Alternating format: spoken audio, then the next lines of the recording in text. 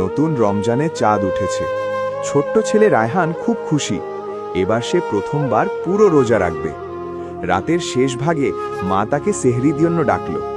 ঘুম চোখে রায়হান উঠল, কিন্তু মনে ছিল অদ্ভুত এক আনন্দ।